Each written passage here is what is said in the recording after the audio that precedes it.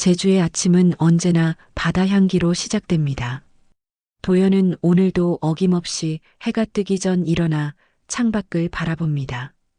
72의 나이에도 그의 아침 습관은 변함없죠.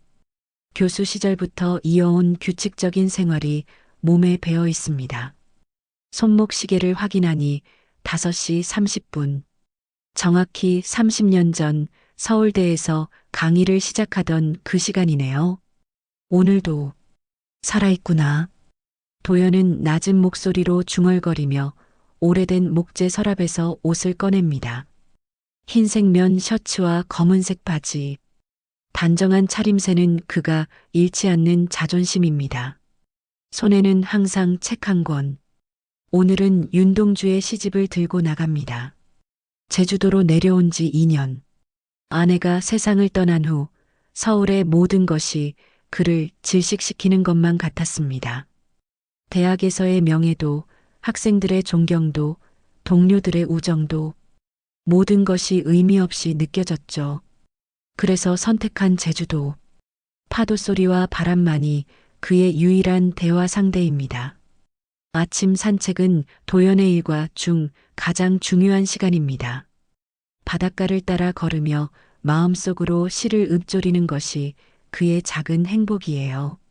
하지만 오늘은 평소와 다른 풍경이 그를 맞이하네요. 목공방 앞 벤치에 앉아 나무를 깎고 있는 여자. 젊지만 어딘가 쓸쓸해 보이는 모습이 도연의 시선을 붙잡습니다. 해리는 도연이 지나가는 것을 느끼면서도 고개를 들지 않았어요. 나무 위를 움직이는 손끝에만 집중했습니다. 하지만 귀는 그의 발자국 소리를 놓치지 않았죠. 규칙적인 리듬, 조금은 무거운 듯한 걸음걸이. 그녀는 이미 그 소리에 익숙해져 있습니다. 이렇게 시작된 두 사람의 침묵 속 교감은 어느덧 봄이 지나 여름으로 접어들 때까지 이어졌네요. 말 한마디 나누지 않고도 서로의 존재를 인식하는 시간이 쌓여갔습니다. 때론 눈이 마주치기도 했지만 서둘러 시선을 돌려버리는 어색함도 있었죠. 어느 흐린 날 아침 갑자기 내린 비로 도연은 벤치에 책을 두고 서둘러 자리를 떠났습니다. 해리는 그 책을 발견하고 조심스레 들춰봤어요. 책갈피가 꽂혀 있던 페이지에는 밑줄 친 문장이 있었죠. 이제야 깨달은 사랑은 늦지 않기를 바랄 뿐이다. 그날 이후 해리는 공방 한쪽에 글귀 노트를 만들어 도연에게 보내는 메시지를 적기 시작했습니다. 처음에는 단순한 호기심이었을까요? 아니면 오랜 시간, 마음을 닫아두었던 그녀가 누군가에게 느낀 첫 반응이었을지도 모릅니다. 책 속의 문장이 마음에 와닿았습니다. 가끔은 늦게 깨달은 것이 더 깊이 새겨지는 것 같아요. 벤치 위에 놓인 그 쪽지를 본 도연의 입가에는 오랜만에 미소가 번졌어요. 아내가 떠난 후 처음으로 누군가와 나누는 진심 어린 대화였으니까요. 그는 다음 날 자신의 시 한 편을 적어 해리의 공방 앞에 두고 갔습니다. 바람은 말이 없어도 지나간 자리에 향기를 남기고 당신의 침묵도 그렇게 내 마음에 머물러 있습니다. 이렇게 두 사람은 직접 마주하지 않고도 서로의 마음을 조금씩 열어갔습니다. 해리는 도연의 시에 자신의 생각을 담은 글로 답했고 도연은 다시 시로 화답했죠. 글자 속에 숨겨진 감정은 날이 갈수록 깊어져 갔어요. 말 없는 시간이 오히려 위로가 될 수도 있다는 걸 당신 덕분에 처음 알았어요. 해리의 글을 읽은 도연의 가슴이 따뜻해졌습니다. 그는 자신이 나이 들어 잊고 있었던 감정들을 다시 느끼고 있었어요. 설렘, 기대, 그리고 조금은 두려운 떨림까지 모든 것이 새롭게 다가왔습니다. 마을 사람들은 변화를 감지했습니다. 도연이 웃는 걸 처음 봤다는 말이 돌았고 해리의 공방에는 전보다 따뜻한 기운이 감돌았죠. 나무를 깎는 그녀의 손길도 더욱 섬세하고 부드러워졌다고 사람들은 이야기했습니다. 봄이 깊어가던 어느 날 해리는 용기를 내어 도연에게 손편지를 남겼어요. 오늘 저녁 해변가 작은 카페에서 만나실래요? 직접 당신의 목소리로 시를 듣고 싶어요. 그날 저녁 바다가 보이는 창가 자리. 도연은 긴장된 마음으로 해리를 기다렸습니다. 그리고 마침내 그녀가 문을 열고 들어왔을 때 시간이 멈춘 듯 했어요. 말로 표현할 수 없는 감정이 둘 사이를 감싸 안았습니다. 처음 뵙겠습니다. 아니, 사실은 오랫동안 배워왔네요. 해리의 첫 인사에 도연은 수줍게 웃음을 지었습니다. 그의 주름진 얼굴에 퍼지는 미소가 해리의 마음을 따뜻하게 만들었죠. 이상하게도 서로 처음 마주하는데도 어색함보다는 편안함이 두 사람을 감싸고 있었어요. 당신의 글을 읽으며 많은 위로를 받았습니다. 감사해요. 도연의 목소리는 깊고 차분했습니다. 오랜 세월 강단에 섰던 사람의 목소리지만 지금은 조금 떨리고 있었어요. 감정이 실린 목소리였죠. 그날 이후 두 사람은 종종 만나 대화를 나누게 되었습니다. 해리는 서울에서의 삶, 도시의 숨막히는 일상에 지쳐 제주도로 내려온 이야기를 들려주었고, 도연은 아내와 함께했던 시간들, 그리고 그녀를 잃은 후의 고독한 나날들을 조용히 털어놓았어요. 나무를 깎을 때마다 마음의 상처도 함께 깎이는 것 같아요. 그래서 이 일을 시작했는지도 모르겠습니다. 해리의 말에 도연은 고개를 끄덕였습니다. 시를 쓸 때 나도 그런 기분이 들어요. 글자 하나하나에 아픔을 실어보내는 것 같달까? 두 사람의 대화는 깊어졌고 만남의 횟수도 늘어났습니다. 이제는 아침 산책을 함께하기도 하고 저녁에는 도연의 집 테라스에서 차를 마시며 별을 바라보기도 했죠. 나이 차이를 넘어 서로의 내면을 이해하는 특별한 관계가 형성되고 있었어요. 하지만 마을 사람들의 시선이 달라졌습니다. 34세 여성과 72의 노인 사이의 가까운 관계를 이해하지 못하는 시선들이죠. 처음에는 수군거림으로 시작했지만 점점 노골적인 질문과 시선이 두 사람을 향했습니다. 그 노인네랑 무슨 사이세요? 돈 때문에 접근하는 거 아니에요? 교수님이 외로우신가 봐요. 젊은 여자에게 현혹되시면 안 되는데. 해리는 그런 말들을 무시하려 했지만 도연은 점점 불안해하기 시작했습니다. 그의 마음속에는 해리의 미래를 걱정하는 마음이 커져갔어요. 자신 때문에 그녀가 상처받는 것이 견딜 수 없었던 거죠. 여름이 절정에 달했을 무렵 도연은 해리에게 조심스럽게 말을 꺼냈습니다. 바다가 보이는 언덕길에서 두 사람은 나란히 걷고 있었어요. 석양이 바다 위로 붉게 물들어가고 있었죠. 당신과 함께하는 시간이 행복합니다. 하지만 내 나이는 당신의 2배를 넘었소. 내 감정이 혹시 당신의 앞길을 막을까 두렵습니다. 해리는 걸음을 멈추고 도연을 바라보았어요. 그의 눈에는 진심 어린 걱정과 슬픔이 가득했습니다. 해리는 조용히 말했죠. 교수님은 제 앞길을 막은 게 아니라 길을 밝혀주셨어요. 그게 사랑이라면 저는 그 길을 걷고 싶어요. 하지만 도연은 고개를 저었습니다. 사람들의 시선, 당신의 미래. 생각할수록 내가 이기적인 것 같아요. 당신 나이 또래의 좋은 사람을 만나 행복한 가정을 이루는 것이 당연한 삶의 순서 아닐까요? 해리의 눈에 눈물이 고였습니다. 그녀는 도연의 손을 잡으려 했지만 그는 살짝 물러섰어요. 그동안 고마웠소. 당신에게 받은 따뜻함은 평생 잊지 못할 겁니다. 그렇게 도연은 돌아섰고 그 후로 해리를 찾아오지 않았습니다. 매일 아침 산책도 노트에 남기던 시도 모든 것이 멈춰버렸죠. 해리는 며칠 동안 그를 기다렸지만 도연의 모습은 보이지 않았어요. 결국 해리는 공방 문을 닫았습니다. 그리고 편지 한 장을 남긴 채 섬의 다른 마을로 떠났어요. 그녀의 편지에는 이렇게 적혀 있었습니다. 당신이 생각하는 그 당연한 삶의 순서가 모두에게 행복은 아닐 수도 있어요.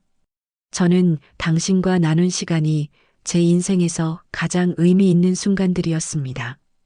사랑이 두려워 도망치지 마세요. 언젠가 마음이 변하시면 저를 찾아주세요. 기다리겠습니다. 도연은 그 편지를 읽고 오랫동안 창밖만 바라보았습니다. 그의 마음속에는 혼란과 그리움, 그리고 후회가 뒤섞여 있었어요. 가을바람이 불기 시작했습니다. 도연의 일상은 해리를 만나기 전으로 돌아간 듯 했지만 그의 마음은 여전히 그녀에게 머물러 있었어요.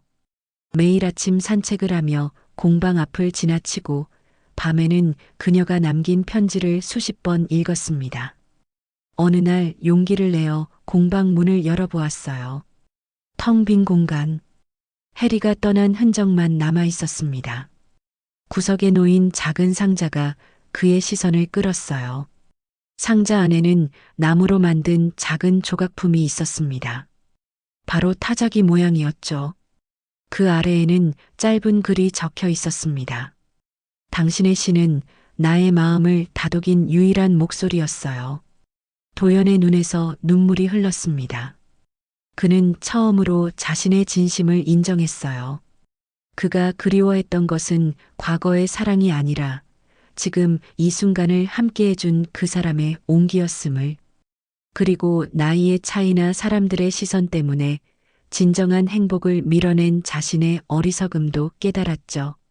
내가 어떻게 그럴 수 있었을까? 도연은 해리를 찾아 나섰습니다. 그녀가 떠났다는 마을 사람들의 말만 듣고 쉽게 포기했던 자신이 원망스러웠어요. 마을 곳곳을 돌아다니며 그녀의 행방을 물었지만 아무도 정확히 알지 못했습니다.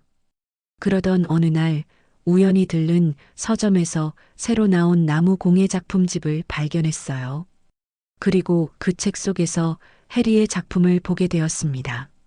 작품 설명에는 작가가 현재 제주도 서쪽 마을에서 작업 중이라는 정보가 적혀 있었어요. 도연은 서둘러 그 마을로 향했습니다. 버스를 타고 낯선 마을에 도착해 이리저리 헤매다가 마침내 작은 언덕 위에 자리한 새 공방을 발견했어요. 문 앞에 서서 한참을 망설였습니다. 지금 들어가면 그녀는 나를 반겨줄까? 아니면 더 상처받게 될까? 두려움과 기대가 뒤섞인 채 도연은 마침내 문을 두드렸습니다. 하지만 대답이 없었어요. 공방은 문이 잠겨 있었고 사람의 기척도 느껴지지 않았습니다. 도연은 공방 주변을 서성이다 근처 카페에 들어갔습니다. 주인에게 해리에 대해 물어보니 그녀가 매일 아침 바닷가 언덕길을 산책한다는 정보를 얻었어요. 도연의 가슴이 뛰기 시작했습니다. 내일 아침 그곳에서 해리를 만날 수 있을지도 모른다는 생각에 설렘과 불안이 교차했죠. 그날 밤 도연은 작은 민박집에 묵으며 해리에게 전할 말을 정리했습니다. 그동안 쓴 시들 중에서 가장 마음을 담은 시 한 편을 골라 정성스레 적었어요. 밤새 잠을 설치다가 동이 트자마자 언덕길로 향했습니다. 아침 안개가 바다 위로 피어오르는 시간, 도연은 조용히 길을 걸었습니다. 그리고 멀리서 익숙한 실루엣을 발견했어요. 해리였습니다. 나무 벤치에 홀로 앉아 바다를 바라보고 있었죠. 도연은 천천히 다가갔습니다. 손은 떨리고 입은 바짝 말랐지만 발걸음은 확신에 차 있었어요. 해리는 누군가 다가오는 기척에 고개를 돌렸습니다. 그리고 도연과 눈이 마주쳤을 때 그녀의 눈이 커졌어요. 놀라움, 기쁨, 그리고 약간의 두려움이 뒤섞인 표정이었습니다. 도연은 말없이 그녀 옆에 앉았어요. 그리고 준비해온 시를 건넸습니다. 당신이 떠난 자리에 바람이 남았다. 그리고 그 바람은 내가 살아야 할 이유였다. 당신을 잃고 나서야 비로소 깨달았다. 사랑은 나이를 모르고 행복은 시간을 초월한다는 것을 이제 내 마음을 고백합니다. 늦었지만 진실되게 당신이 내 삶의 마지막 봄이 되어 함께 걸어가 주겠습니까? 해리는 천천히 시를 읽었습니다. 그녀의 눈에서 눈물이 흘러내렸어요. 도연도 말없이 눈물을 흘렸습니다. 두 사람 사이에 흐르는 침묵은 이전과는 달랐어요. 이제는 말하지 않아도 서로의 마음을 알 수 있는 그런 깊은 이해의 침묵이었습니다. 그 시, 저 혼자 보기엔 너무 아깝네요. 오래오래 곁에서 듣고 싶어요. 해리의 말에 도연의 얼굴에 미소가 번졌습니다. 그의 주름진 손이 조심스럽게 해리의 손을 찾아갔어요. 두 손이 만났을 때 따뜻한 온기가 두 사람 사이에 흘렀습니다. 미안해요. 내가 겁쟁이였소. 내 나이와 당신의 미래를 생각하다가 정작 중요한 것을 놓쳤어요.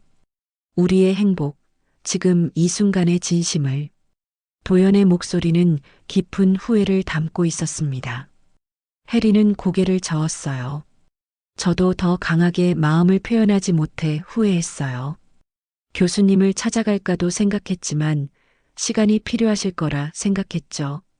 그리고 그녀의 목소리가 조금 떨렸습니다. 정말 오실 줄 알았어요. 언젠가는 반드시. 두 사람은 그 후 오랫동안 바다를 바라보며 이야기를 나눴습니다. 도연은 해리를 찾기 위해 얼마나 애썼는지, 그리고 그 과정에서 깨달은 자신의 진심에 대해 말했어요. 해리는 도연이 떠난 후 얼마나 그리워했는지, 그의 시가 얼마나 자신의 삶에 영향을 미쳤는지 솔직하게 털어놓았습니다. 이제 어떻게 할까요? 해리가 물었어요. 도연은 잠시 생각에 잠겼다가 대답했습니다. 사람들의 시선이 두렵지 않냐고 묻고 싶지만 나 자신에게 묻고 싶네요. 나는 이제 당신과 함께하는 행복을 위해 그런 시선들을 견딜 준비가 되어 있소. 당신은 어떻습니까? 해리는 따뜻하게 미소 지었어요. 전 항상 준비되어 있었어요. 교수님이 그 용기를 찾길 기다렸을 뿐이죠. 그날 오후 두 사람은 해리의 새 공방으로 향했습니다. 작은 공간이지만 해리의 손길로 아름답게 꾸며진 곳이었어요. 벽면에는 도연에게서 받은 모든 시들이 액자에 걸려 있었습니다. 이것들을 모두 간직했군요. 도연은 감동에 목이 메었습니다. 당신의 말 한마디 한마디가 제게는 소중했으니까요. 해리의 말에는 진심이 담겨 있었어요. 계절이 바뀌고 겨울이 제주도에 찾아왔습니다.